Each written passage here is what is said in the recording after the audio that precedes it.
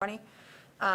We have with us, we always, upon request, honor public comment requests, either with or without agenda, with agenda items or at the beginning of our meeting.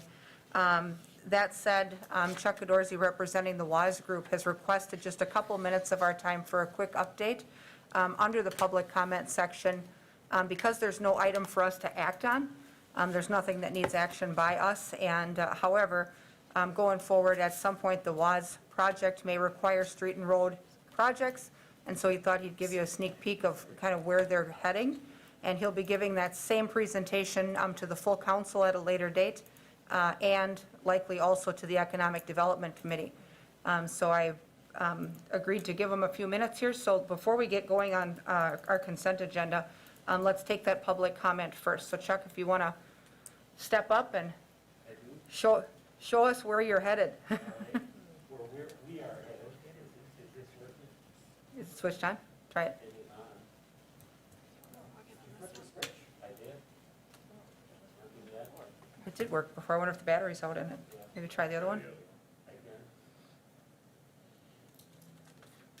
Do you want to try logging in on this one? Sure. It's weird because it worked right away before we tested it. All right, this one, the light went on. Okay, I think we're good. Is it okay? Yeah, we can hear. All right, thank you. And thank you for a few minutes tonight. We've been making an effort to get our plan around, if you would, so people would see it as we're moving through September and October and November. It's not unusual that malls in downtown areas have served their useful life, and we happen to have an opportunity here in terms of being able to repurpose this area of our downtown into something special. And so I gave you some illustrations, some smaller ones than the large one, but and you can make reference to those. But in essence, through the studies that have already been done relative to plans and et cetera that the city has been doing, we're looking to do a mixed-use development here. And the mixed-use development simply means that we'll have a number of residential units, we'll have offices, we'll have retail, we'll have a combination of entertainment, coffee shops, et cetera, all of which will blend together in terms of more cohesive plan, if you would, for the downtown. And so this is kind of an illustration on the bottom here, starting with Clark Island, and actually going all the way up through incorporating the neighborhood's South Riverfront plan, coming across a spiral bridge that then will connect us to 3rd Street, and then all the way down 3rd Street and tie the downtown together. When you look at the property itself, the home furniture building will stay where it's at, the 4th Street ramp will stay where it's at, parking underneath the pennies will stay where it's at, and what we'll do is we'll start continuing then 3rd Street down, and we'll turn it onto Jackson Street and then go out to 5th Street. Within that area then, we'll be creating some mixed-use residential and retail, both in these 2 blocks. We'll be creating some of the same here, and then have some opportunity over the Pennies building relative to creating some additional space. Penny's building was designed to have some additional floors, and so we'll be working towards incorporating that in the plan. And so as you come across through and then down to the riverfront, this would be an illustration of looking at home, if you would, from 3rd Street, and then tying some of the buildings together relative to some of the retail, and then the residential that's over the top of the retail on 3rd Street. This is kind of looking back then, north on 3rd Street, and again, the residential and the retail, and then some of the retail that's occurring here. Then as you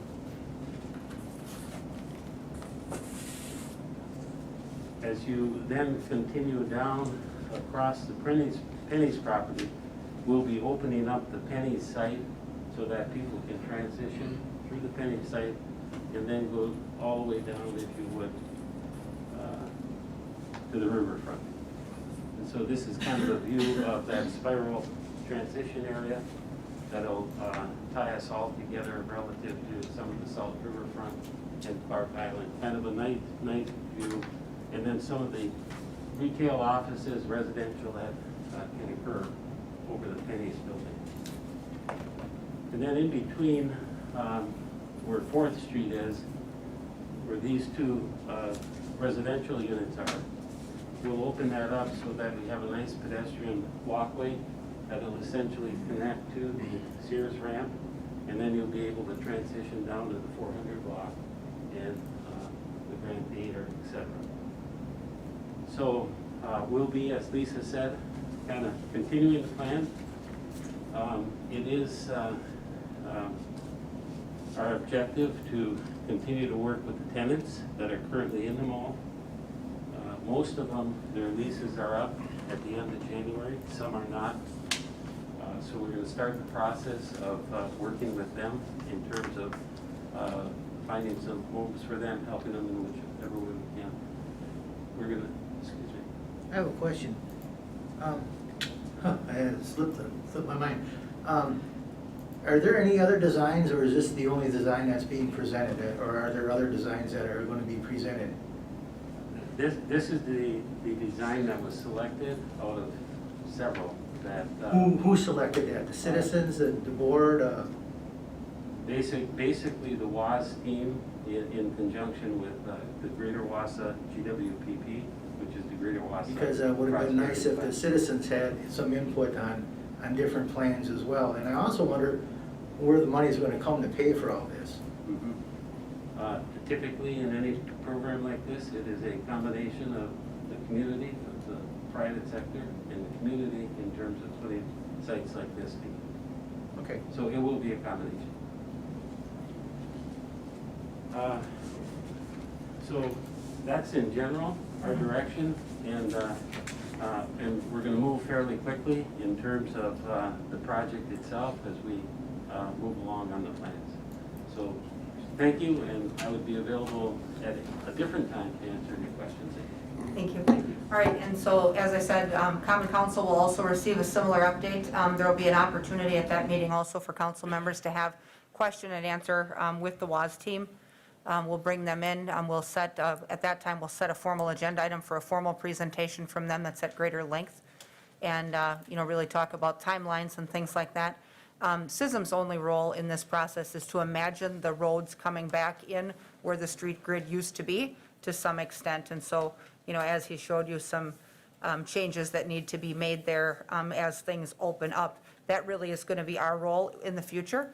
And we're not ready for that yet, but since their renderings came back and, they wanted to show them off, Greater Wausau has them up on their Facebook page also. And, but we'll have some time to work through the project with them, and between the Economic Development Committee, the Finance Committee, this committee, and the council, we'll have lots of opportunities to work together. So thank you for bringing those in. Thank you. All righty. Thank you. Okay, and with that, that'll bring us to our consent agenda. Consent agenda begins with item A, the approval of the minutes of our July 9th, 2020 meeting, and ends with action on a final resolution to levy special assessments for the 2020 alley paving project.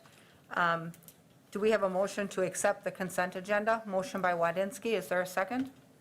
Second by Neal. Discussion or questions? Seeing none. Members in favor signify by saying aye. Aye. Aye. Aye. Opposed? None are opposed. That motion carries.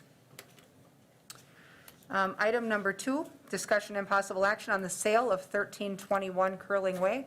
You'll recall at one of our previous meetings, we had talked about offering up that little remnant. And now it looks like we have a desire to purchase that from Kraft that would like to expand their employee parking. And let me shift over. I used to toggle back and forth on iPad, now I don't have to, so I've got a real meeting packet here. All right, and so Alan has this item. Does anybody have questions for Alan on the sale? Or Alan, do you want to walk us through anything with regard to your dialogue with Kraft? It's just that they offered $1,000 for the sale. It was the only bid we received. They do plan on putting a parking lot up with some security fencing, and for their employees, they want to be on the south side of the road to increase their employee safety, because now they have to cross the road and cross to get to their, so they'd be on the same side of the road as their plant. They're anxious to get going, so they're looking forward to getting the parcel. They'd want to start building as soon as possible. Okay, go ahead, Jim. Even though that parcel is small, I imagine there is probably a small tax advantage every year from that property that the city will gain, correct? That's, yeah, it'll go back on the tax rolls where now it's not, Very since good. it's a remnant. So we'll get a little money out of it, so. Very good, thank you. All right. Do we have a motion then to approve the sale of the parcel? Motion by Larson, second by Wadinsky. Members in favor signify by saying aye. Opposed? None are opposed. That motion carries.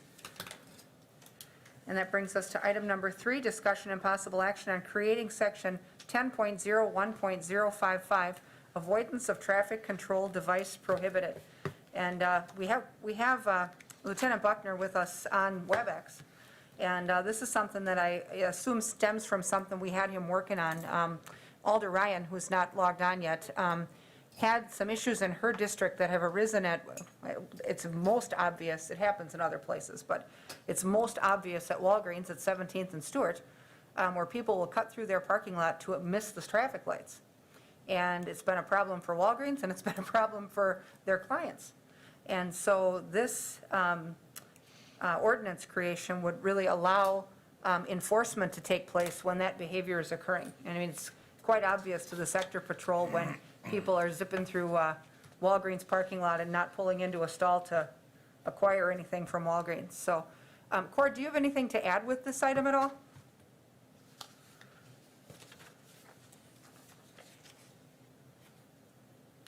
Is he muted? Okay.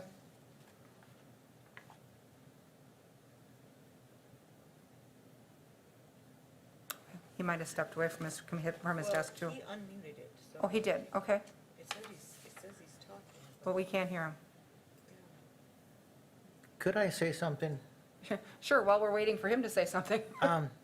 You know, I use this intersection, I live over in this area here, and it's just kind of a awkward way, the way the whole situation is built there with Walgreens and Panera and Topper's Pizza all using that little section of road.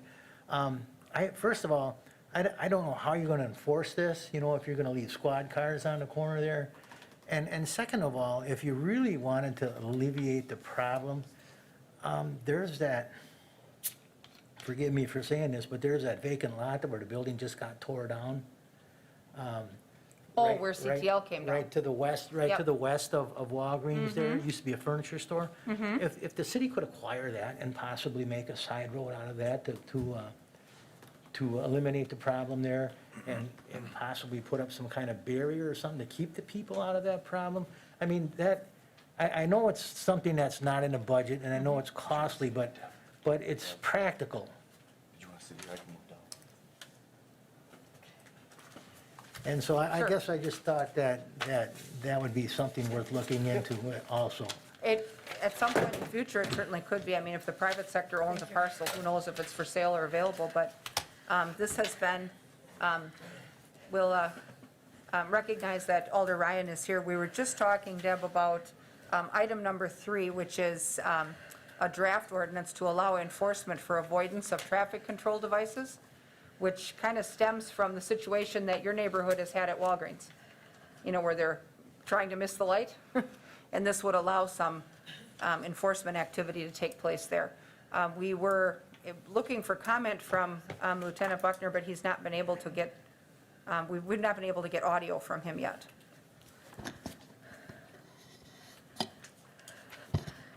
Is it okay? Sure, go ahead, Deb.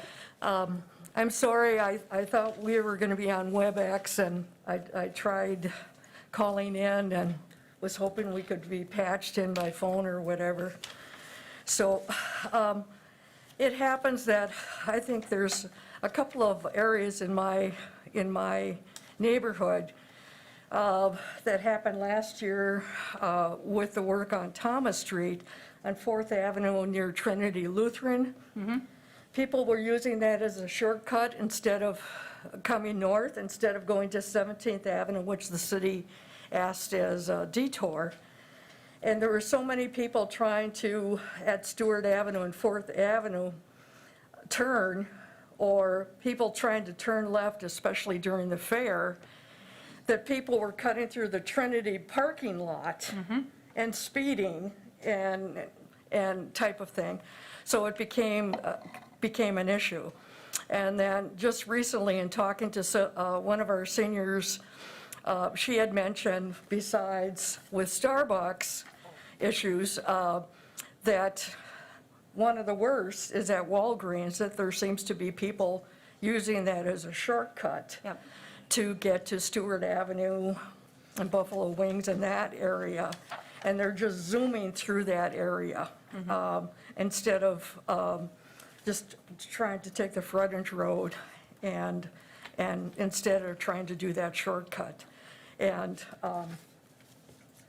is there any kind of information on what options there are for the city yet of how to resolve it? Well, the creation of this ordinance will allow the police department to stop vehicles for it and have an educational discussion with them, and then either issue warnings or citations, depending on what the situation yields. So, if we were to pass this, this would be the enforcement tool that they need to handle those situations where people are obviously trying to circumvent the controls and, find themselves a shortcut around an area. So not just Walgreens, but that's the one that's the most glaring, because, a number of us have heard about that since Walgreens got built, including Walgreens. I mean, they've had a lot of near misses with people trying to come out the door there, and, here comes a car through there, and they're not necessarily even at parking lot speed all the time. So luckily, Walgreens has cameras.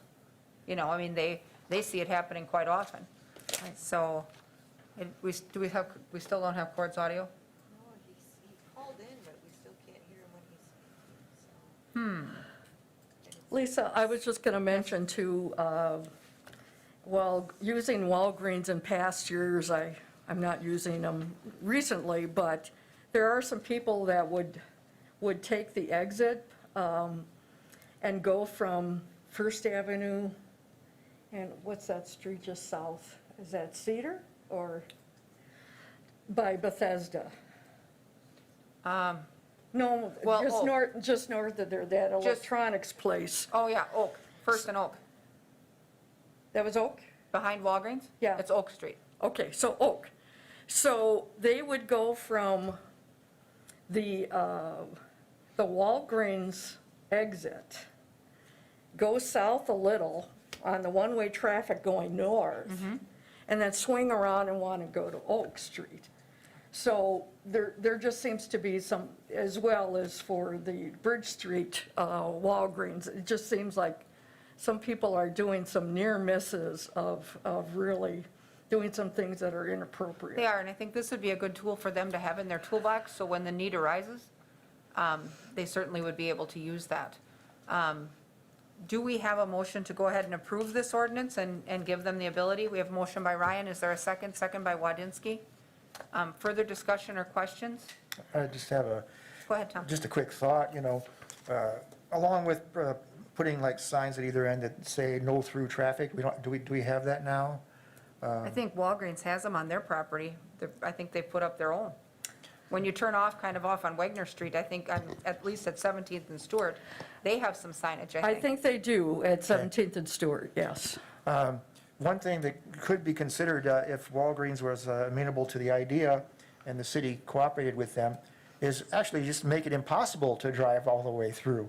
And that means right by the front door of Walgreens, have some sort of barrier. So if I come in from the west, I can go, halfway and I can park. Or if I come in from the south, I can come in halfway and I can park. But I can't keep on going, like, park here and then go out the other way for my convenience. At least it would stop anybody from being able to drive through. They'll have a problem, though, because then those cars entering from the south end won't be able to use their drive-up. Because they have drive-up on the west side of the building for Exactly. prescriptions. Always something. Yes, so they'll, if we tried to even put bollards or something up, they'd have a Sure. problem with the drive-in.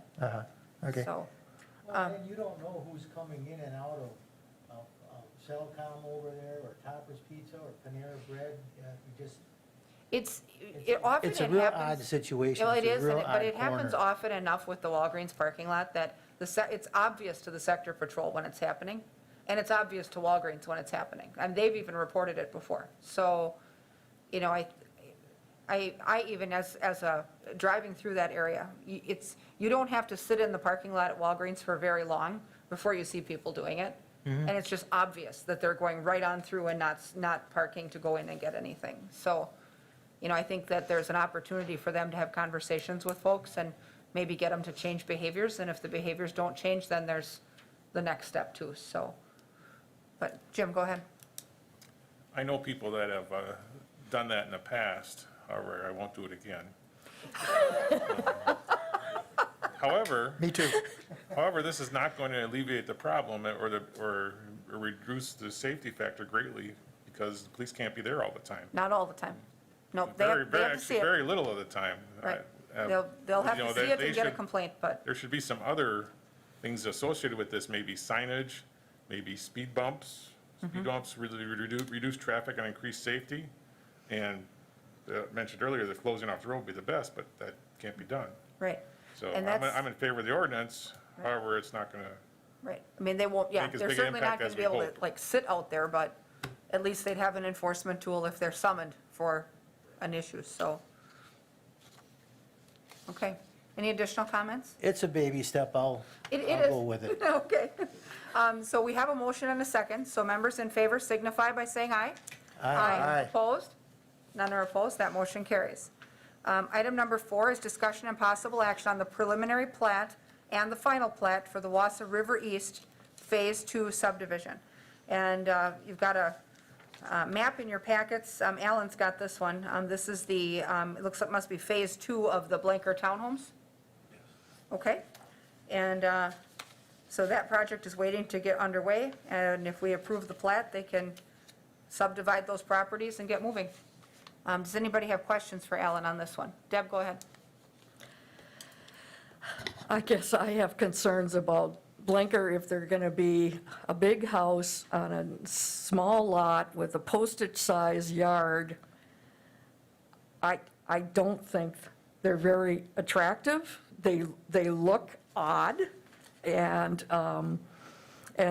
from the different ones I've looked at, the parking is just minimal parking, and from a number of residents that are living nearby, I'm not hearing anything good about it. So I guess I'd be interested in seeing, you know, are these lots at least 50 by 100 for each property? They have, well, these are, I understand, these are the mirror image of the ones on 3rd Street.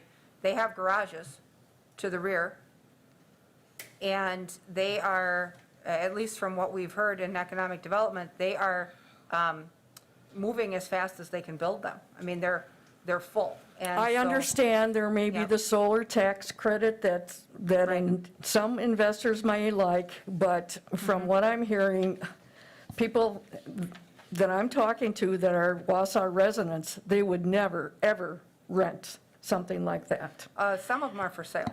They've sold a bunch of them, and. I understand, and an Right. investor bought it for the solar tax credit. No, that's the Thomas Street stuff. I think Right. this is Second and Short. This is downtown. Okay, So Second Street and Short Street. So these are those townhomes like they built over by the Glass Hat. oh, those, Yes, so it's Those. another Okay. group of those, and they butt up back to back. okay. The So- overpriced ones, yeah, 300,000 or something. This is the plat for that. And so they have approval to start, that project passed in economic development, I think, in 2019. So this is just the plat for the subdivision. Okay. Do we have a motion to approve the plat? I still have a question about Okay.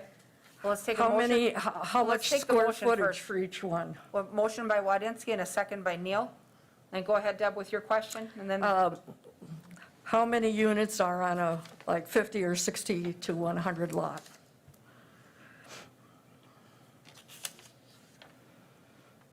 is this 6? on here? There's 6, then there's 2 that were split off before in a lot. So there is actually going to be 8 units there. 8 units, and what's the lot size? There's 0 lot line. There's So they're 0 all lot tight line. together. But they have property in the back for a yard, don't they? No, the backside goes up into an alley, and they have courtyards in them. But the garages come off the alley. So you're saying it's under 5 feet or less of a yard and it's all building on their lot? Yeah, it is. It's the mirror ones to the ones on 3rd and Short, correct?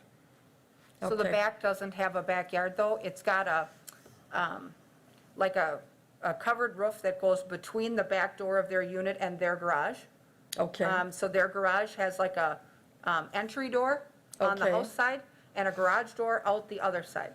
So they can drive in and then walk out the back of the garage into their home. And the area in between is fenced, but it's got river rock in it. It doesn't have grass.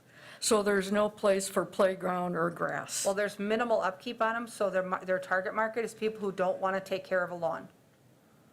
And so that's what they emphasized when we went and toured them, when they first opened those other ones, before they put them up for sale. Okay. And so their target market was people who don't want a big property to care for. Well, you can have that in other apartments, and the apartment owner has a yard for children or grass, so. Right, but our approval of the plat, though, it's the private sector's responsibility to make it succeed or fail, but we just have to approve, they're just asking us to approve the subdivision. And so whether people want them or not is up to them and their marketing. And so they'll have to make it successful, but the ones on the opposite side are full. Okay, well, I'll be voting no grass, no go, is my opinion. No grass, no Deb, okay? All right, go ahead, Jim. I think that the diversity in the community with the many different kinds of housing we're starting to have now is a great opportunity for many people. Some people don't want a big yard, they don't want grass, some people do. So having this diverse residential in the community is great, and I guess they're selling great, so good for the tax base. It is, so. Thank you. It's taxable property revenue for us, so, go ahead, Lou, we have a question? Yes, thank you. I have plenty of questions here.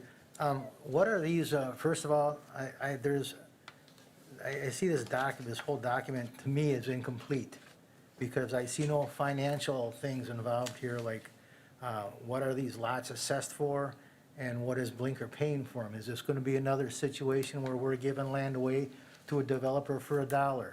Economic Development, I believe, already has made that decision last year. So this is just the subdivision plat to plot it for the houses to come. Okay, so. So we can't, Is, the SISM committee doesn't go down the road of the revenue part. okay, know, so it doesn't pay, who's going to pay for the raising of the buildings, or? There are no buildings. Oh, yeah, there is. It's already raised. It's clear. There is isn't this going to go by where the Pollock Inn is, and? Nope, it's to the north. It's behind the ones they've already built, so Oh. it's empty space right now. Because the way it shows here, it shows it right on North Second Street. And I went and Right. took a look at that, and this looks like it's going to be to the south of Short Street, according to what I see here. How can it be to the north when there's already, There's no buildings there. when there's There- already? So the Pollock Inn is at Third and Short, and so then Right. you go behind one block. So the properties they already built, immediately behind those garages, there's nothing there. That was torn down years ago. Because the city acquired houses over the last 10 years and tore them down with foundation funds to clear that land. Okay, so this looks a bit deceiving to me, because it looks like it goes to the south of Short Street, the way it's drawn up on here. So, all right. So long as there's no buildings going to be involved and no, I guess, Well, the tearing down already happened, like a long time ago. They've been empty for quite a while. okay, thank you. Okay. All right, and so now, did we take a motion and a second on the plat approval? Okay, so with a motion and a second on the floor then to approve the plat, members in favor signify by saying aye. Aye, opposed? No, No, Okay, so record 2 no and 3 aye. That motion passes 3-2. Item number 5 is discussion and possible action on the allocation of parking stalls for the Church of the Resurrection Parish between Mcclellan and Grant Street. And we'll bring Alan up to talk about that one. You know, at our last meeting, we talked about delineating 4 parking stalls for them in the middle, and now it looks like they need 8 more. Is that? Was, after that meeting, the church contacted staff, and we went back through the agreement that was signed with, that's attached here with the church. Okay. And their representatives, was one member of the parish council, and then the pastor for the church. And they brought up the fact that under the ground lease, which is on, it's in the later, if you look under the ground lease, it's on page 4 of the ground lease, the top paragraph where it talks that the tenant will, the landlord will give the tenant 12 stalls. So, I mean, that was when there was a parking lot contemplated. Okay. We did not build a parking lot. We moved their stalls to the street, which they were in agreement with, and they still are in agreement with. They're still happy with the stalls on the street, but they feel that in accordance with this agreement, they should get 12 stalls and not 4. So they would like the 12 stalls to be 6 on each side of the handicap, marked for church use.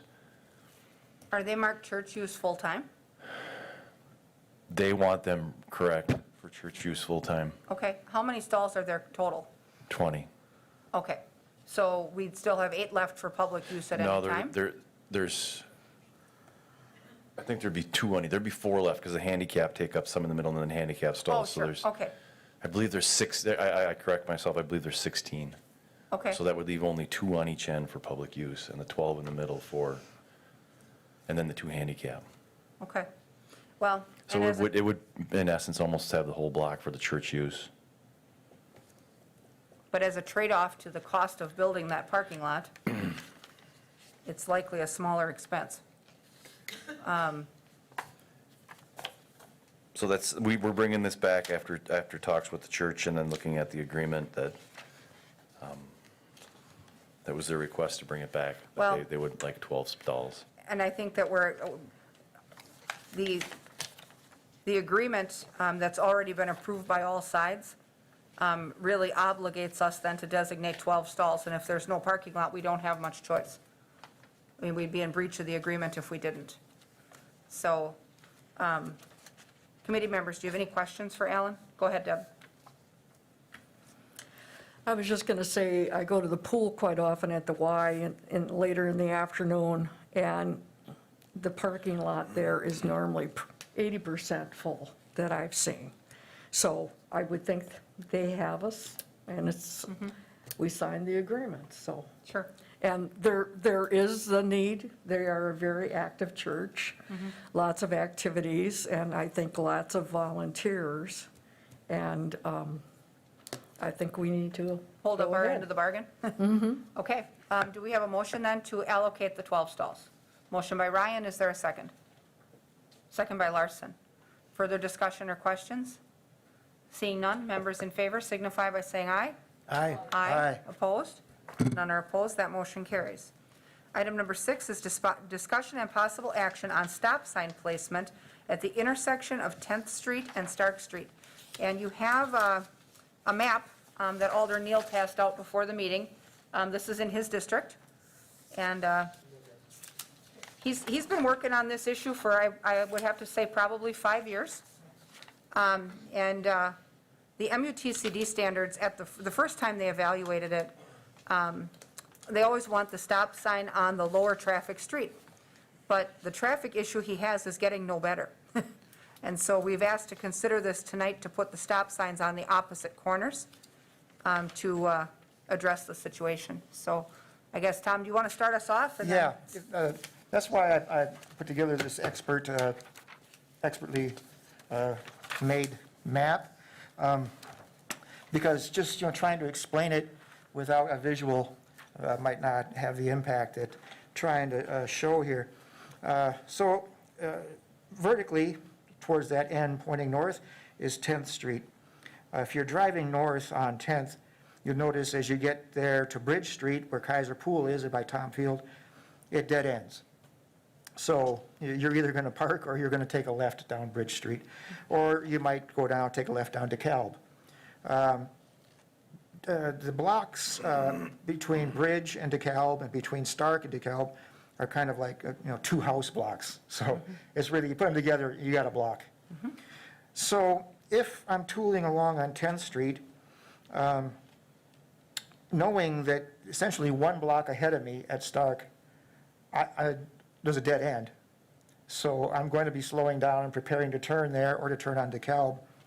So that automatically, is mitigating my speed.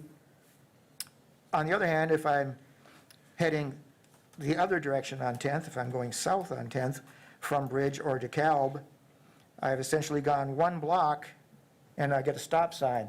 And I've had really no time to really up my speed, if you will, to where, the stop sign is making me stop, to mitigate speed. Now, I know stop signs supposedly are not meant to mitigate speed, but at this intersection, they don't make any sense being there.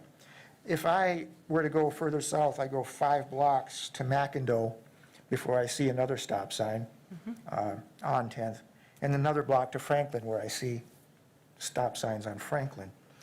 And on McIndoe, I could see the signs there because coming down from McIndoe on the east is a hill. And in the winter, it could be kind of an issue trying to stop your car at a stop sign, so it's easier to stop them on 10th. There is no such issue on Stark. It's flat right there. If I go onto Stark Street and I go to the east to where it dead ends, and I turn around and I drive west down Stark, I go all the way to 7th Street before I see any stop sign whatsoever. That's over a mile. It's a straight shot thoroughfare, basically from the country. And people use it as such. They come whizzing in from way out there, a mile. And there's not one single stop sign the whole way. We've had numerous complaints and concerns from people that live particularly between 10th and 7th on Stark Street, because that is where it really happens, because the street to the east is a bit wider, easier to kind of see or whatnot. But between 7th and 10th, now you got a much more narrow feel, parking on both sides of the street, and cars whipping through. So I'm proposing that those stop signs on 10th be switched to be on Stark instead. They don't serve any purpose, in my mind, and I've thought about this, and I've talked to people, they don't serve a purpose. They're just there. Whereas on Stark Street, they would serve a purpose by making people stop. And, after coming down from that hill on the east side, they'd have to kind of get up a head of steam between 10th and 7th to maybe achieve, that speed that they were, cooking on from way up on the hill to the east. It's a very small thing to me to take these signs, switch them over to where they're stopping traffic at Stark and 10th, stopping Stark traffic at 10th. The neighbors would be very, very thankful. And, I'm sure that when we first put it up, we're going to have the flashing reds just to draw attention to them until it sinks in. But like you said, I've been looking at this for years, and it just continues to be a concern, and I cannot find any logical reason why we wouldn't do it, aside from, and I've heard, there's certain traffic signage standards and whatnot, but I could probably drive all over town and find situations where standards have been, altered or ignored for a particular purpose. This is a particular purpose. So I'm going to keep pushing for this, and I hope people just see the basic common sense of it. What I'll add is that I've talked to the resident that lives at 8th and Stark at least 10 times, and he walks with a cane, and has nearly been struck at 8th and Stark at least 2 or 3 times, and has lost all faith in our ability to use common sense because this hasn't happened. And I know he's talked to both of us, and he's Sure. talked to, I think at some point he talked to Gary Gisselman. I mean, he's talked to a whole lot of us who said, we're gonna do what we can do. And then nothing is ever any different. And he's So- not the only person I've heard from. There's 2 residents down between 7th and 8th that have just said, hey, Mr. Alderman, you know, what are we going to do about these people? They're driving crazy out here. Yeah. You know, and I just tell them, I'm trying to get stop sign up on 10th. Well, and the trouble is they've tried targeted enforcement many times. And so when they're there. Sure, that's it- great. It's fine. And when the speed trailer's there, it's half fine. But as soon as all that leaves, within a couple days, everybody's back to their old behavior. And so I've never been a fan of using stop signs to control speed either, but at some point, you almost feel like you have no choice because they force your hand. So, I mean, this situation isn't getting any better, and it's a lot. And I'm really troubled to try to understand why stop signs are at that intersection on 10th. They don't, to me, provide any purpose to be there. When I think about what happens, you know, 1 block to the north, you know, if I'm going north or if I'm coming south from the north, what is that sign, what are those signs doing regarding traffic? Why are they there? There's no logical reason for them to be there, you know, whereas I could go down Stark for over a mile without My a sign. guess is that, and I want to say it's maybe 20 years ago, we underwent an effort down at the PD to eliminate unmarked intersections. Now, I don't know if this was ever unmarked, but every unmarked intersection in town got stop signs on the lesser traveled street. And so you'll find there's very few unmarked intersections left because they got them all. So I don't know if this was part of that effort, but that created a whole lot of stop signs that where residents that lived in the area that thought things were fine all along suddenly had stop signs, and they're like, well, this makes no sense. Why are we doing this? I mean, we have one at 2nd and Clayton that's at the top of a hill. Well, in the winter, that's fun. So, I mean, it's not just one area or another, it's all over. And, you know, they're installed up to standard, but there's a lot of them. Yeah. You know, I guess, Alan, do you have thoughts? Yeah, sure. And then Deb. So when we look at where a stop sign should be placed, the typical standard, the Manual of Uniform Traffic Control Devices does state that unless there's an obstacle or some overwhelming reason, that the stop sign should be placed on the minor, less traveled street, which in this case is 10th. There is more traffic on Stark, so you allow them to go through, which is common practice. Now, we did put traffic counters out on Stark and 10th for the beginning of this week. They ran Monday through Thursday. Average daily traffic on Stark was 675 vehicles a day. Unfortunately, the counters on 10th, the power went out on them, so they didn't work. So I can't tell you exactly how many are Stark, are on 10th, but just general observation, there's less traffic on 10th. And I know we did we did counts the last time. Now, an interesting thing with the tubes out too, they do measure speed. So the speed for those 4 days, the median speed was 25 miles an hour. The 85th percentile was 29 miles an hour. So that doesn't support the fact that people are speeding on Stark.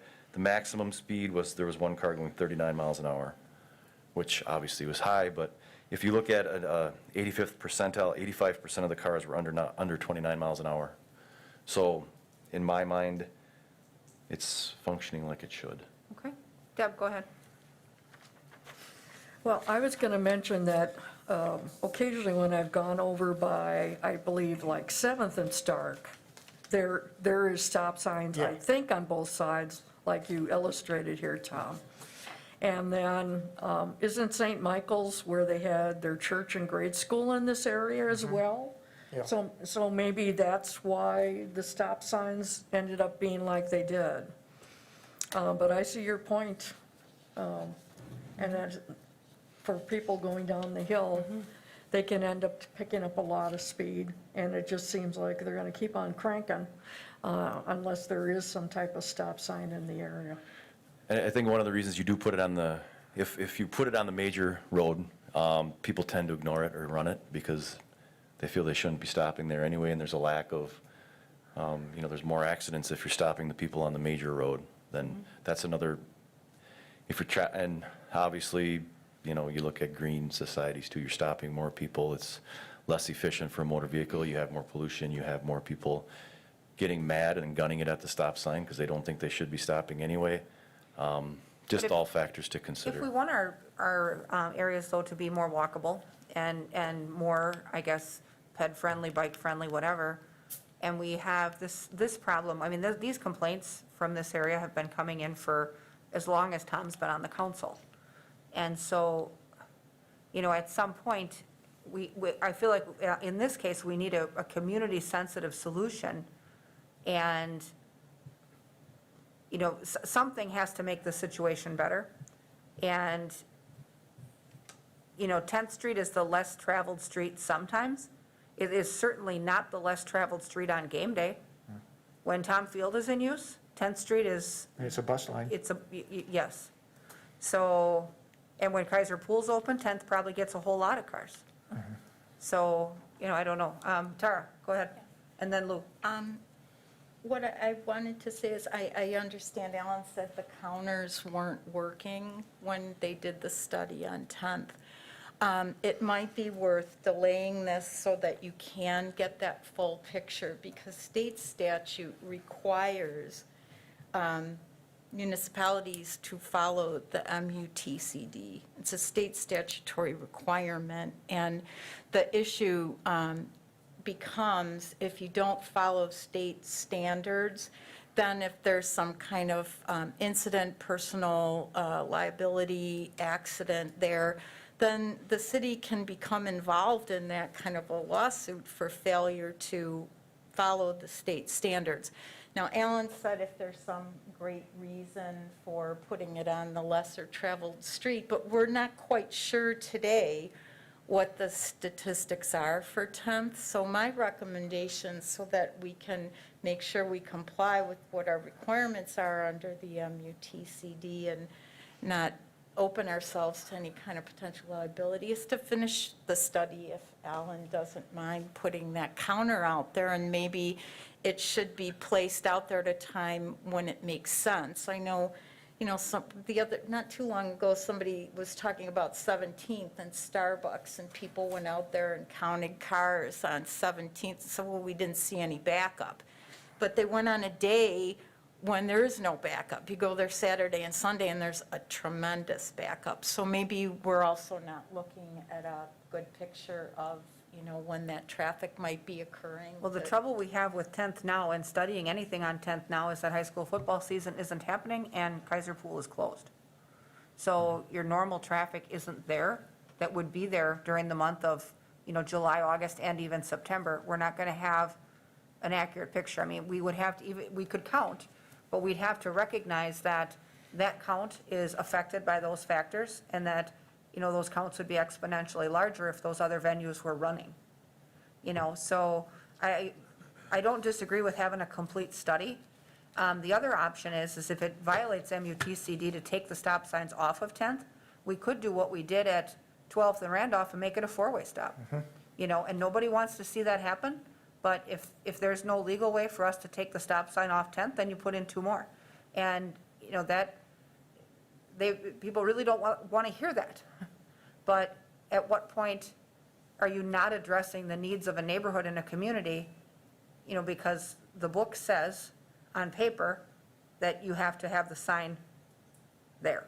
So, I don't know, I guess I thought about that and figured that would be a wonderful thing. When I'm driving and I come across a four-way, I'm thankful, because it just seems like, oh, okay, I can stop and look and make sure things are cool, so. Well, and, motorists probably aren't, and that's probably not the best way to engineer it either. But, I can feel this neighborhood's pain because it's been persistent. And so, we've had that in a couple other areas too with other things. So, Lou, go ahead. Thank you, Madam Chair. I guess you took the words right out of my mouth, because I was gonna suggest, Mr. Neal, I sympathize with your problem. I've only been doing this a few months, and I wish I could count the complaints I got about the speeders going up on Chalice and Bop Street that nobody seems to want to do anything about. So I'm all for fixing this. I mean, 5 years is long enough. Let's get it done. And if it takes a four-way stop, let's do it, and then we can study the traffic as we go along the way. Thank you. Thank you, I appreciate the support. And I have to just throw in here, doing a traffic study right now during these extraordinary times is probably not really indicative of, our normal lives. With school not, being in, and activities, not being what they normally would be, and whatnot, we're not looking at normal traffic. But what Well, I'm looking at is, years of complaints. Right, but if you have 675 cars a day during the pandemic, when fewer people drive, wow, then imagine what's happening Yeah. when that's not an issue. So, I don't know. Alan, go ahead. I guess, for recommendation, I wouldn't recommend a four-way stop either. Four-way stops are typically meant when you have about equal traffic in each direction. So that's also another Can piece we of get guidance. it, between this meeting and our next meeting, our September meeting, could we get an accurate count off a 10th? I mean, recognizing that we'd have to kind of statistically adjust for what's not operating, because if you have 675 in both directions, then there's no reason not to switch, if they're equal, right? I mean, Well, and if it comes to 675 versus, 615, right. I'm not getting, complaints from people on 10th Street. No. I'm getting complaints from people on Stark Street. Yeah. There is a clear and present concern amongst the neighbors, and I want to respond to that. Yep. So, yeah, I mean, I want to see action done. Deb, go ahead. Well, I thought for four-way stops, that previously we had two in my west side neighborhood, and then I remember the one about Randolph, 12th, that part of it is, I think, Alan, for notification, don't you have to notify all the neighbors in that intersection so that they can have a public hearing or address their concerns? No? No. Okay. I thought that might be something that would be good as a way to make sure the neighbors around that intersection were aware of it, and it might help Well, have that and- support. Well, yeah, and neighbors in an affected area tend to support anything that they perceive as a traffic control. And so, whether that's targeted enforcement, or whether it's a speed trailer, or whether it's a stop sign, or whatever, I know that from one area in my district that we tried to control speed at First and Boss Creek with a stop sign, and it completely failed. So it's certainly not a silver bullet, but, when you have other traffic issues that persist, this, maybe this makes sense. But accurate numbers off a 10th would be a huge help. Can you see Cord added a comment down there? We have, Cord, we can't get his audio, but we have Yeah, a little we can message from check. Cord that says, we have Stark Street data from 2018 and from July, August of 2020. I think that was when we looked at, I think it was Stark and 13th, maybe, Okay, quite sure. so would we want to hold action on this until September so we can get those numbers? Go ahead, Lou. If I could make a motion? I would like to make a motion that we make this corner a four-way stop, and while the study, and then continue on with the study. And then if the study comes back and says we don't need it, let's take it down. Because this has been going on for 5 years, it's been going on long enough, and we keep pushing the can down the road, pushing the can down the road. Let's do something, let's get it done. So I make the motion, let's Well, make this a okay, four-way it's- stop, and then It's- continue with the survey, and if the survey rectifies that we don't need it, then we'll take them down. Well, I think the taking in and out is going to be an issue for the traveling public. I think that really is going to create confusion for motorists. So I think we should make one decision and stick with it, because if we put them in on a temporary basis and then we take them away, that has the same effect like the Thomas Street detour did when they put them in at 8th and Buff. They created all kinds of havoc because some people liked them and some people didn't. Then when the detour got taken away, they forgot to take the signs down. So people got used to them, Then they went back and got them, and there was all kinds of confusion, and then they wanted them back, and then we said no. So I would hate for us to make a temporary choice. Okay, Madam Chair, if Go I ahead. could change my motion and I make the motion to, we make this corner a four-way stop. I would second that. If, and this is the if, you know, we are legally empowered to do so. If we are legally empowered, if we're not saying do something illegal, then I say, yeah, I second that and I support that.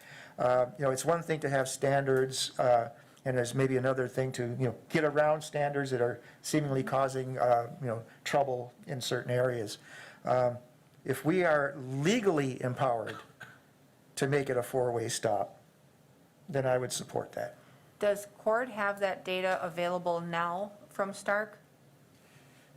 Can you put those numbers up, But Cord, in we'd the also have chat? to have it, make sure we have it from 10th as well, as comparative. Okay, As far as legally empowered, what the law requires is that we follow the MUTCD. So in order to know if we're following the MUTCD, as Alan pointed out, you'd need to know that the traffic data is similar for both streets. So it's a legal thing based on factual identification. Is similar, is that quantifiable? can we enlarge Cord is sharing his screen? Can we enlarge that a little bit so the members can see it? And I apologize, we didn't have that data. We pulled the counters today, and it was, we And they just were found dead? out today that they were dead. They weren't recording on 10th, Okay. so. I mean, we could easily put them out for a week or 2 weeks between now and September and get that data.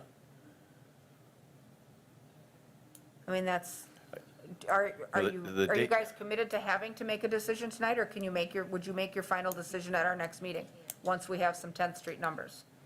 Deb? Well, I guess for those of you that don't know about the four-way stop, whether we approve it tonight or not, it still has to go to the city council and be approved before Public Works can then work on getting a sign and making those changes, which is probably, what is it, Eric? Maybe another 4 to 6 weeks before? No, I think once the council makes the approval, if it goes to the 25th, then it should be within a week, the guys can get. Okay.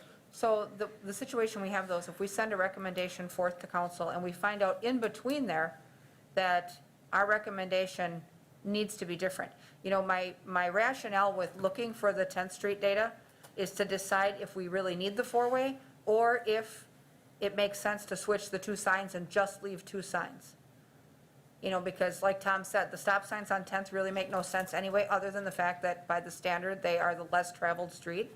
So if you got data off of 10th and you realized that they were similar in daily traffic flow, it almost doesn't matter which two corners have it then.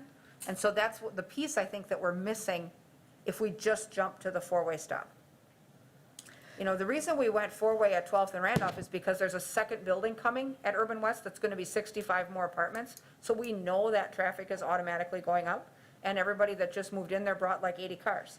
So that was a little different, but this is not, nothing's changing there. So is Tom's proposal of opposite corners better than a four-way? You know, and I guess my mention of the four-way was just if there's no way to get around having them on 10th, then we just have to consider adding more. But if there's an option to flip that and still comply with the standard, do we want to be in that position? Well, I was going to mention that maybe we could vote on it, and then if the study shows otherwise, we could have it pulled from the next city council agenda. But then that gives Alder Neal no solution. If it's inappropriate. Right, but if we end up pulling it, he gets nothing.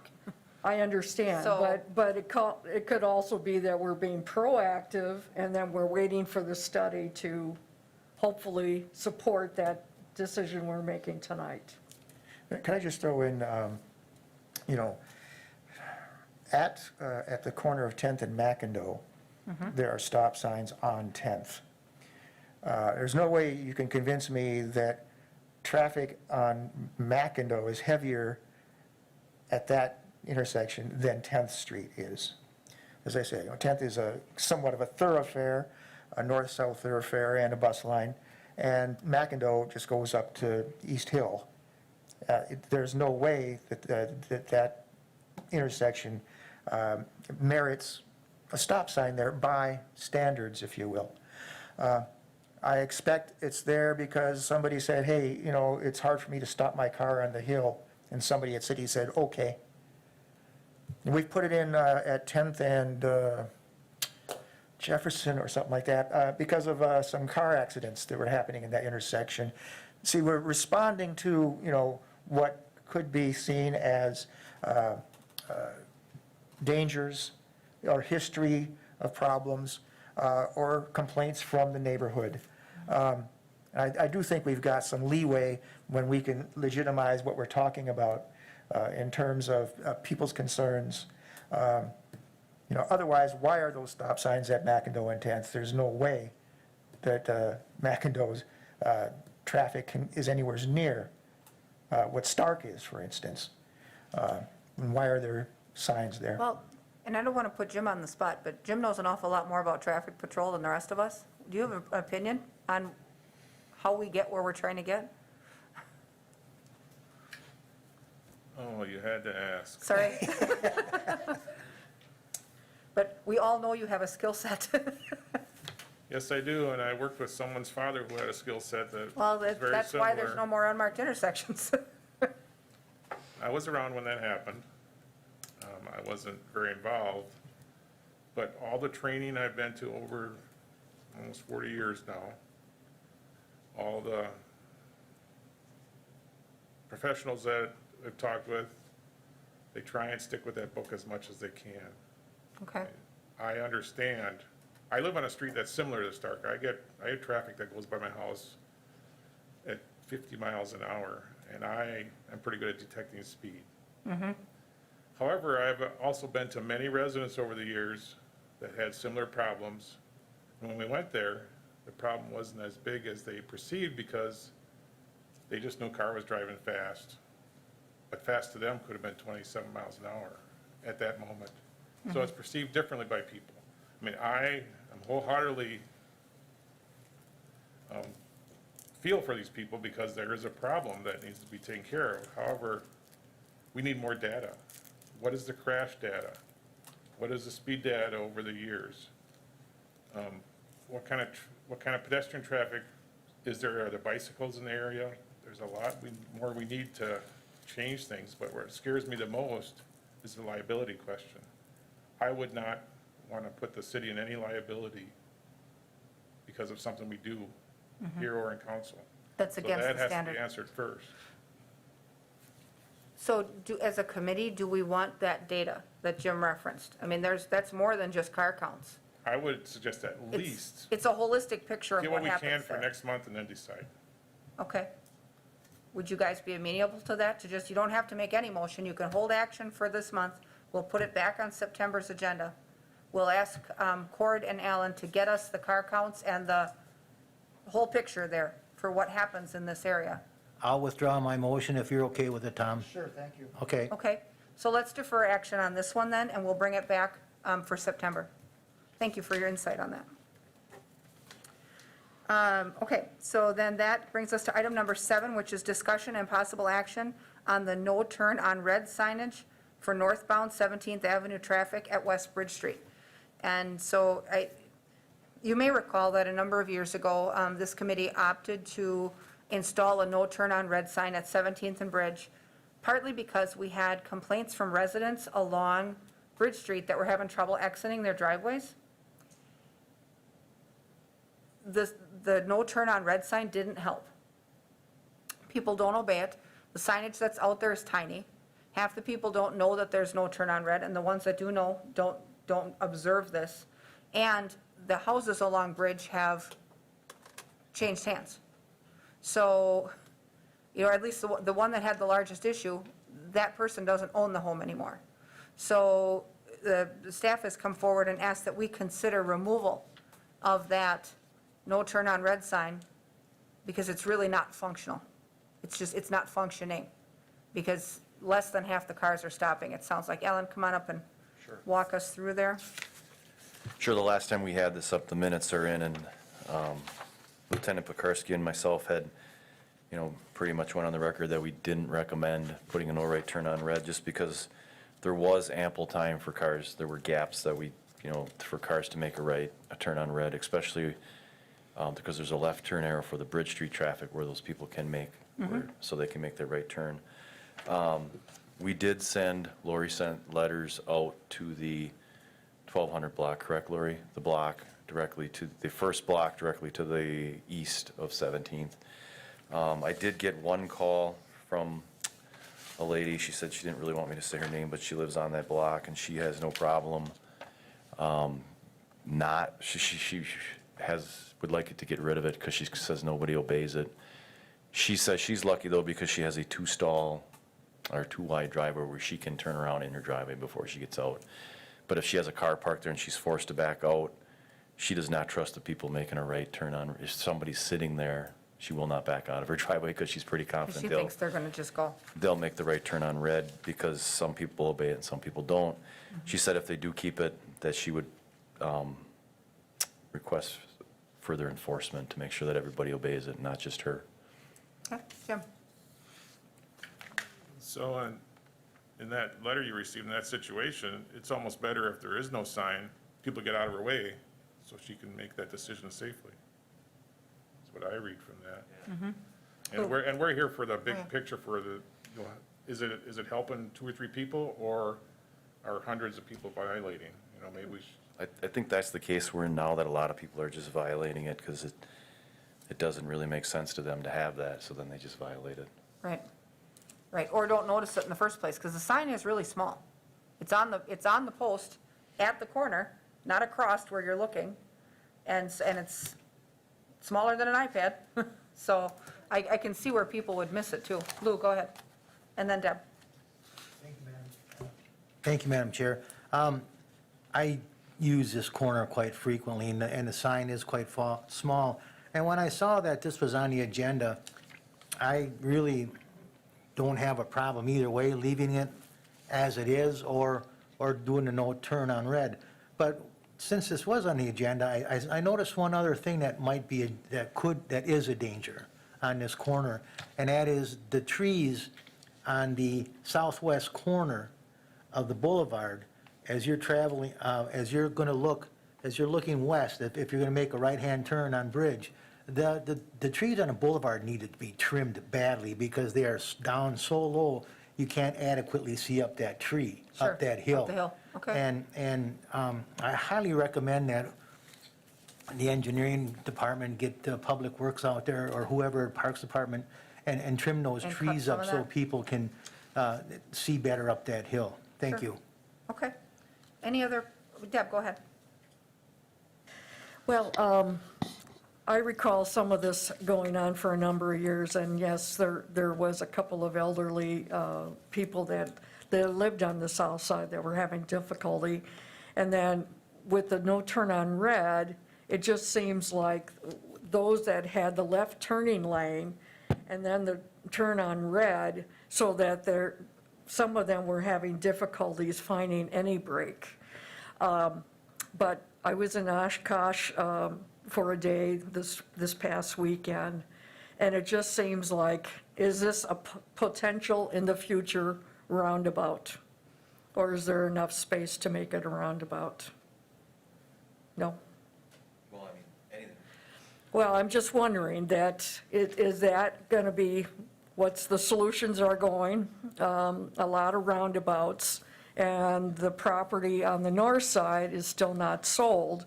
So is a solution better in the long run about having a roundabout? I think the north property did sell. They just put a sign up. Are you talking about the one that Quick Trip wanted, that corner? Just recently, they put a sign up saying, "Coming soon, professional office space." So I think maybe, finally, they might have found someone. I don't know who. They haven't started work yet, but there's been a new sign put up just within the last couple months that something is coming. So we'll see what that means, but, so how do you feel, committee? Do we have a motion then to remove the no turn on red sign? Motion by Wadinsky, is there a second? Second by Larson.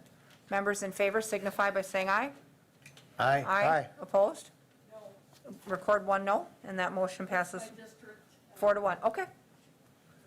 we can respect that. This one's the opposite. Number 8, discussion and possible action on adding a no turn on red sign at the Pick and Save exit at Bridge Street. And you've got a map, and you've got a little narrative written up here by TJ. TJ, if you want to come up and just walk us through what's happening at Pick and Save. Sure. So last year when we were studying this intersection, decided to put the crosswalk enhancements and the pedestrian features here. There was also some requests from Bicycle and Pedestrian Committee to add a no turn on red, because as you are traveling across the bridge and coming to this intersection, these vehicles exiting Pick and Save are always, pulled up into that crosswalk. And there's 2 real reasons that I can see why.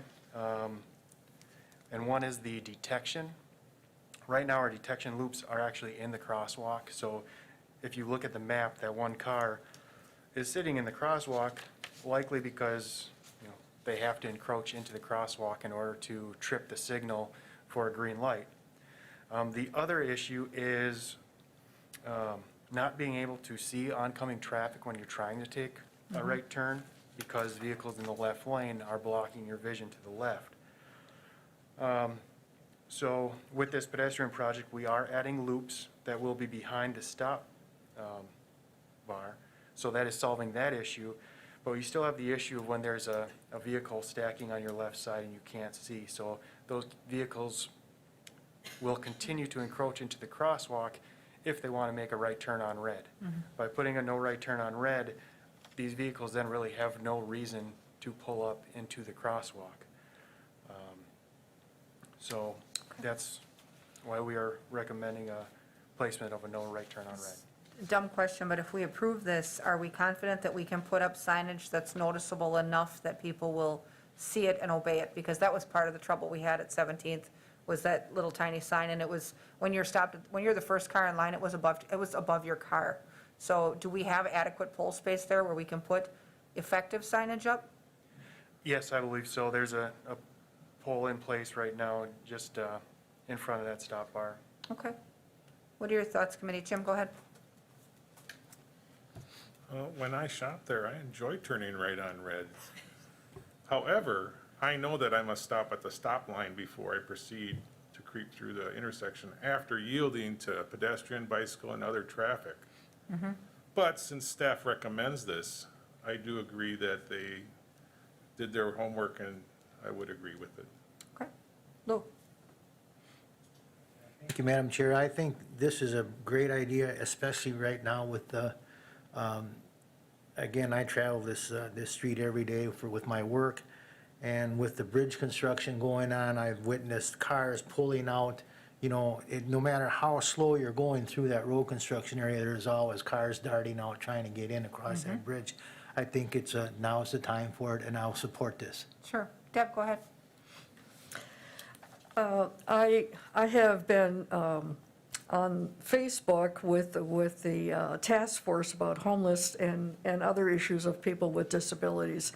And it seems there are a number of people that are walking on Bridge Street from the east side to the west side to shop or go to Walgreens and such. And there's one gentleman is quite often gone on the road because the bridge isn't shoveled, and a neighbor on the east side is using his small snow blower in an area that just seems like, it just seems very tiny compared to other snow blowers in order to get that. So I think it's good that we're making concerted efforts, that there are a lot of pedestrian and people in electric wheelchairs, and then with winter, that are in that area and trying to do their shopping, and especially in winter, they may be having more difficulties, and that this is something that is a good improvement to help our neighbors. Thank you. Do we have a motion then to approve the installation of the sign? Motion by Wadinsky, is there a second? Second by Larson. Okay, further discussion or questions? Seeing none, members in favor signify by saying aye. Aye. Aye. Opposed? None are opposed, that motion carries. Item number 9 is discussion and possible action on a 5-year reconstruction plan. And so, we always try to plan 5 years out. I mean, obviously, things can affect our 5-year plan for streets. I mean, road aid could go up or down, or we could cut infrastructure from our budget when we get down to the brass tacks every year and defer projects, and utilities can fail and stuff can become an emergency that wasn't before. So, I guess, Alan, if you want to come up and walk, or Eric has this one, actually. If you want to walk us through the proposed 5-year plan.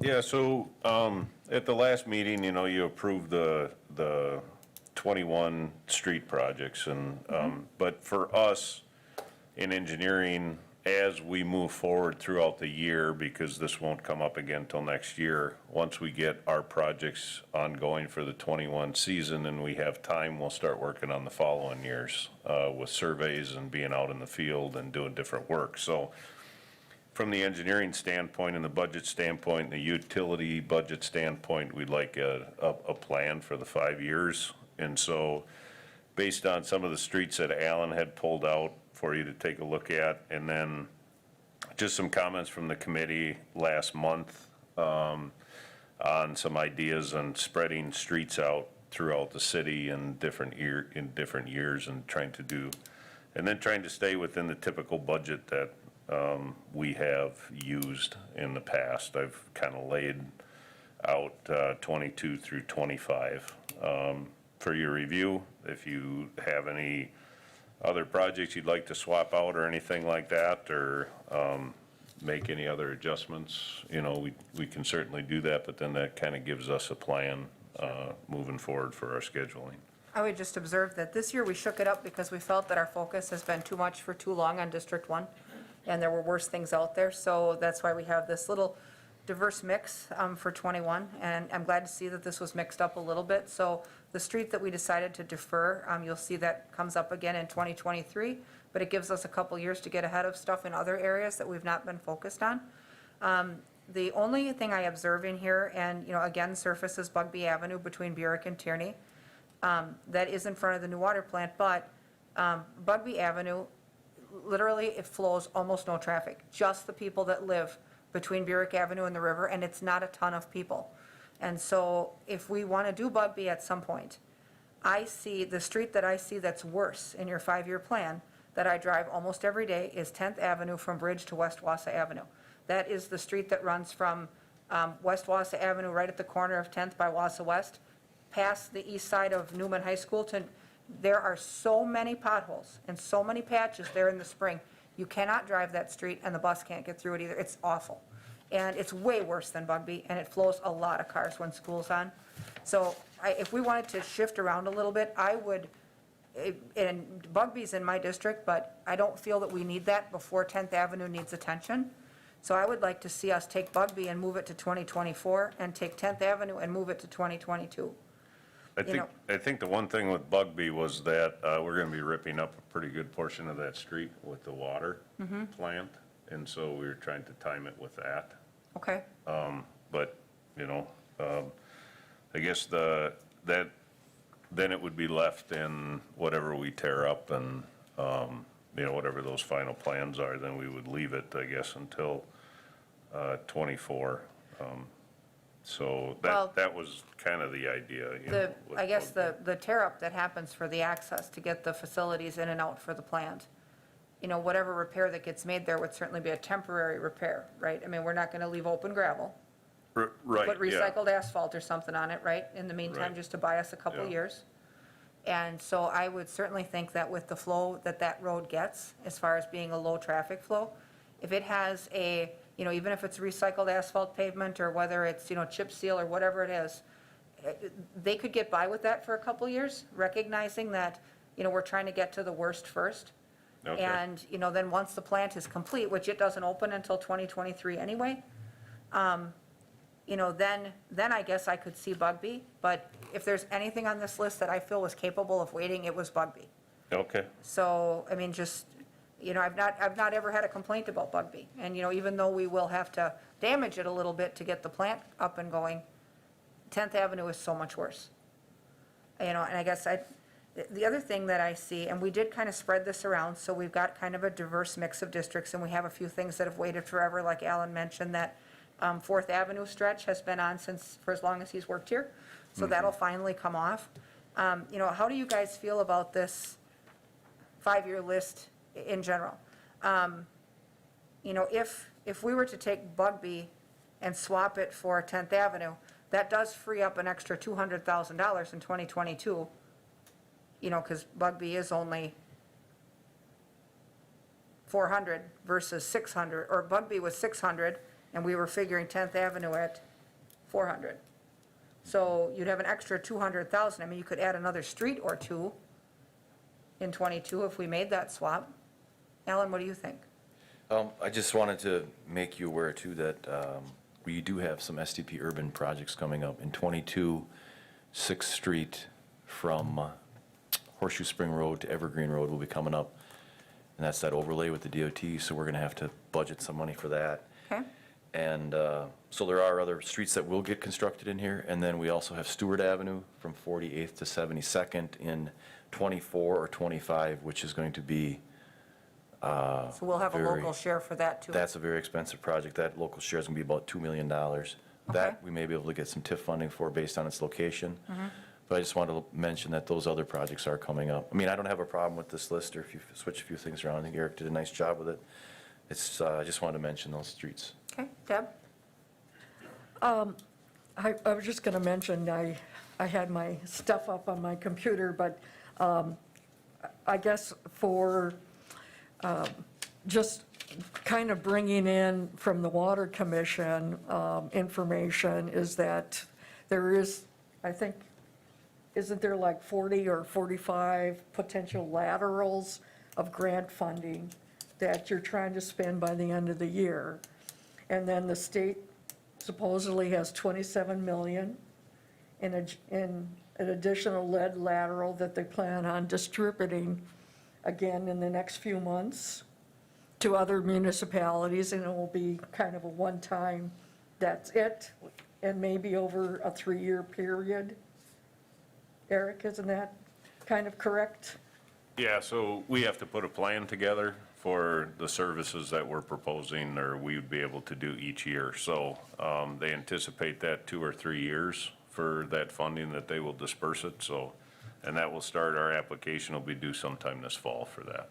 Okay, so I guess I just wanted to bring up the caveat that if we have some of the older streets that are still lead, it would be advantageous to have the older ones done so that neighbors could get this lead lateral, which normally would be their share and their financial responsibility, and to try to get a good chunk of that. A lot of these in 2021 that we chose probably have that lead service, right? Okay. I mean, they're older neighborhoods, and, you know, if we move 10th Avenue up, that 10th Avenue probably also does. That stuff was all built in the, So in my 40s, 50s. opinion, it would be advantageous to our neighbors to see if we can go after these older streets while there's help available. Well, this is help, and then it's probably, you know, this is the last grant, probably. So to try to take advantage of that. Assuming we can get people to apply, but yes, I mean, that's been, you know, getting people to want to do their end and pay their shares, it's difficult, but it's nice to at least make the offer if people want it. So what do you guys think about this list? Jim, go ahead. First, I want to say, Madam Chair, you need to drive on my street.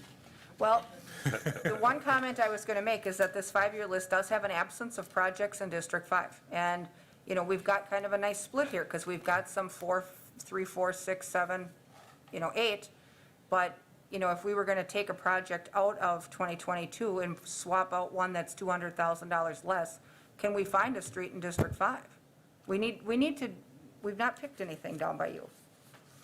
I don't really need anything, but, Okay. however, Well, it would be advantageous for us to not pay for road work more than once. You know, I don't know how much a Bugby is gonna be tore up, but if we're gonna put another 40,000 in to patch it, Well, we should just fix it and save that 40,000 into fixing repairs and maybe adjust a different street to 10th Ave and get that done.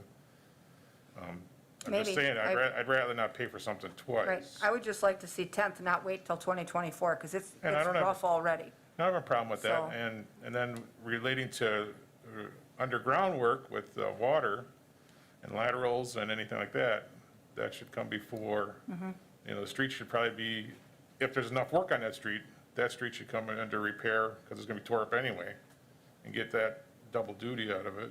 If we did a temporary repair on Bugby, where we used either, whether we put in chip seal or whether we put in recycled asphalt, do we have much cost for that? Because the recycled material, we're not paying for anyway, right? I mean, we've got a stockpile normally. Yeah, I mean, we do, but this would all be in the bid for the contract, so. Okay. Yeah, we can put it back temporarily, it will be, quite, it will be some money to do How much of the that. road do you expect will be tore up? I don't know how many feet of that road, Alan, do you know how many? With the water treatment plant, the first 2 blocks will be torn up from First 2 Burek, blocks. 2 blocks to the east. It's about 4 blocks in total length. So isn't half of it. Yeah, Well, if Not it's- quite, I think it's, 3? like, there's some longer blocks on the east end. On the east end. Yes, so there's the 2 short blocks on the wet to Burek will be, so it's probably a So third of it, a probably- third of it will get tore okay. up. So you're tearing up all the way to Tierney, or you're tearing up just from Burek to Pearson? From Burek, 2 blocks to the east, I don't know. what Okay, so that's Pearson, I Pearson. think, yep. So you're not all the way to the end, but it's probably a good third of it. Sounds like enough that maybe we should consider maybe looking at that. Do it, and strongly then For a I- real, I'm amenable to that. I just thought if the trade-off had to be made, that would be the trade-off that I would offer, but I'd still like to see us find a way to elevate 10th somehow, because Yes. it's rotten. So, I guess if you guys have other ideas where we could horse trade a little bit, I'm up for it. You could shift 23 and 24, Oh, all of Good. 23 and 24, okay. Yeah, I mean, 23, like Eau Claire Boulevard, that's just kind of 1 year of our funding, so it's hard It's to. there'd be, that Yeah. whole project is an Yeah. entire year, so. Right. So- The good news is that I'll offer to you is the projects we picked for CIP, the CIP process wrapped up on Tuesday, and none of the infrastructure projects were cut by the CIP committee to make their their project list. So now, assuming that that project list survives the finance meetings for the 2021 budget and the council ratification, projects we picked are all still in. Jim? mentioned switching year 23 with year 24. If that's amicable with everyone, I would That's not a half-bad think idea. about making a motion Okay. to go with that. All right. How do you guys feel? I mean, you can kind of agree by consensus, and then we can just vote on the plan once we have it how we want it. So Year 23 with 24. you'd move the District 1 stuff to 24, Simple move. and then everything for 24 up to 23? And then we'd still do Bugby in 22? That would be the plan right Okay? now, yes. Yep. Are you guys good with that? I'd be okay with that. Okay, we're all nodding. Okay, so then, given that, with the changes that we made on the committee floor, do we have a motion to approve the 5-year plan? Motion by Wadinsky, second by Neal. Members in favor signify by saying aye. Aye. Opposed? None are opposed, that motion carries. All right, thank you, everyone, for your work on that. We have an addendum to our agenda to take care of, and then we'll be done for the evening here.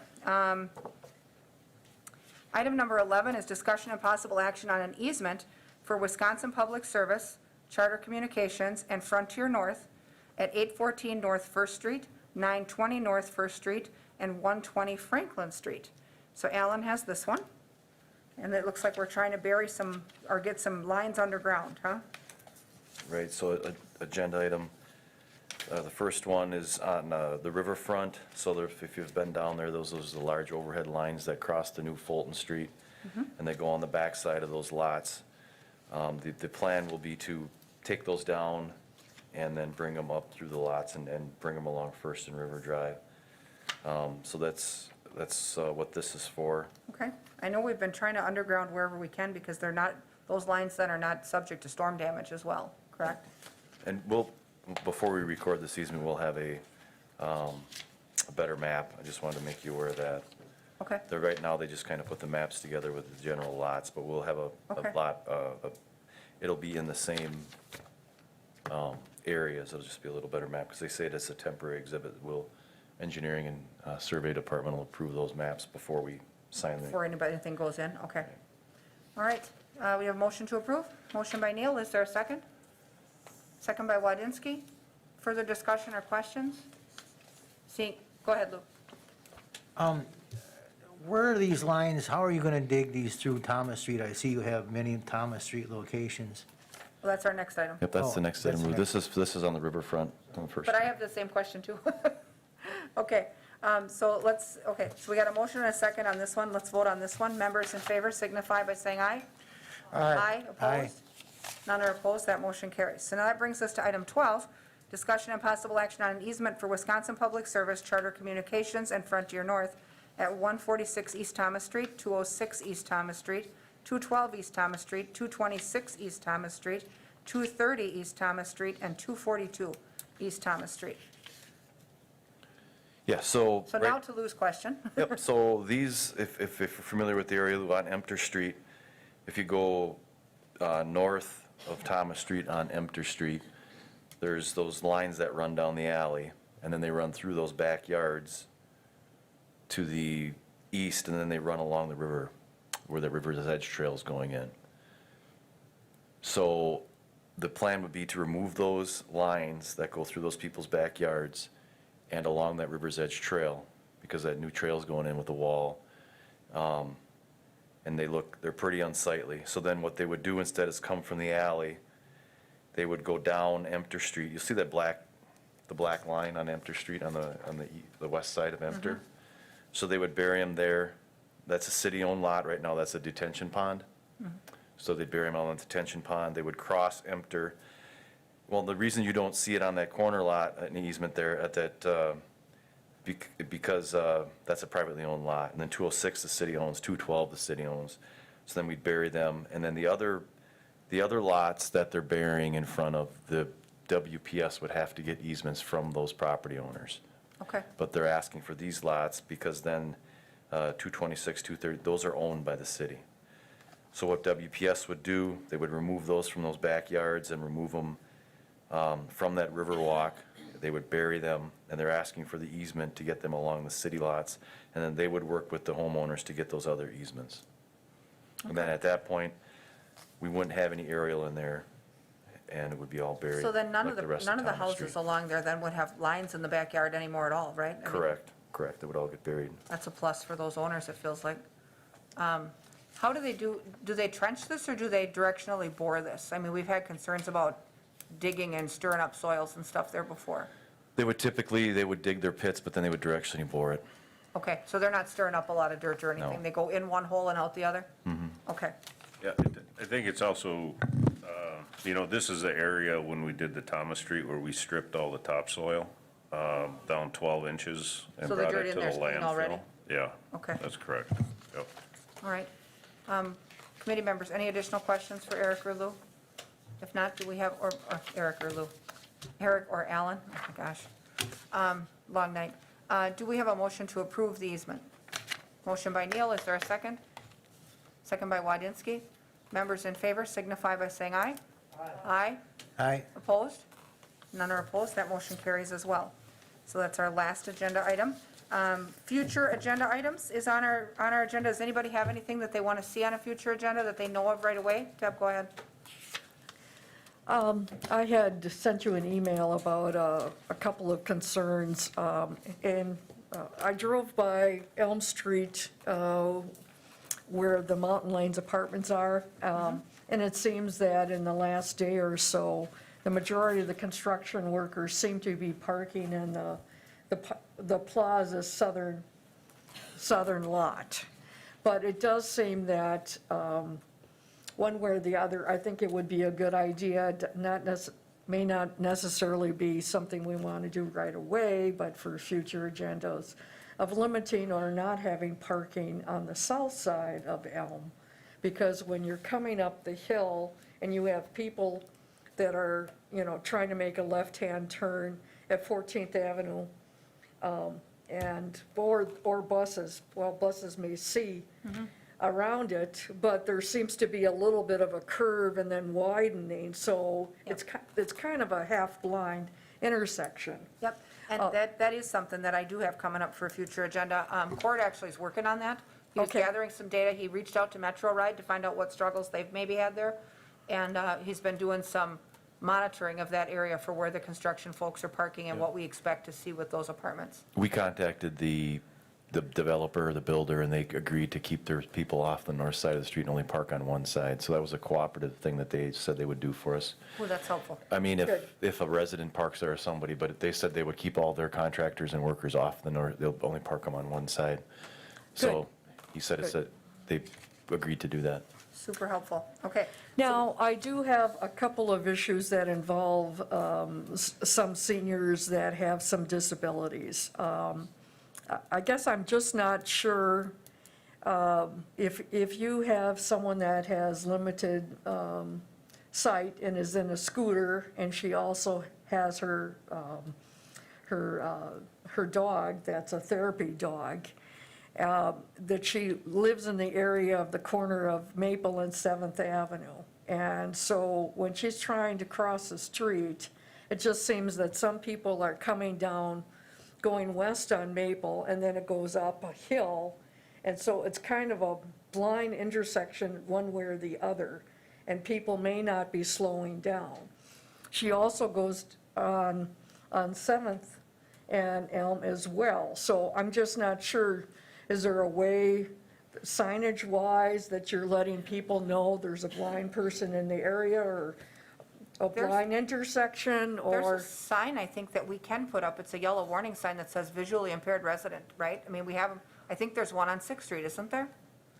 That alerts motorists? I'm pretty sure there's one on 6th. I guess I just wasn't sure if that was being used I don't- nowadays or not. I don't know, but I've seen them. I know that, I'm pretty sure there's one at 6th Street, I'd say maybe around 6th and Grant, maybe, in that area. Before you get to Franklin, I think there's one on the left side of the street. But she was hit by a drunk driver just in the last few months. Oh, Lord, okay. So she had some injuries and her wheelchair was damaged, but I know she's walking in her scooter with her dog in that area. So I wasn't sure if it should just be applied to where the corner intersection that she's living at, or somewhere in that area, if she's going both on Maple as well as on Elm. I don't know. That's something that maybe we can have, the staff can probably look into that Well, without a and that's community why I committee thought direction. it's a good So- agenda item, and kind of research it, because I guess Yeah, I remember seeing it years ago or decades ago, but I wasn't sure if it's appropriate. They could look at it Yeah. independently, and if we need to make some change, bring it in. I'm not aware of the guidance on that. We'd have to look into it and see what the recommendations are for that kind of signage. Okay. And then another one, which I guess I didn't want to identify the person or whatever in their disabilities, but there is a person I guess I want to talk to Alan about that has some difficulties with balance and that, and lives off of Callan Street. And it needs to be totally smooth in order for him to cut the grass. And if it's on the boulevard and the city is responsible, it's still within that one-year time limit that, would the city want to go back and grade it a little bit better so there isn't any little holes or whatever because of his disability? You mean from the reconstruction of Callan Street? Yes, If there's a particular address, you can just email us, or we can take a look at it. okay. Well, I'll give you that information after the Yep, meeting. so we can do that without committee direction then. One item that I'm going to add for September, I just sent out an email this afternoon on, is I'd like us to consider parking restriction on Strobridge between First and Cherry. Super narrow street, and we've had snow removal trouble there, so before we get to winter again, so I've asked to add that.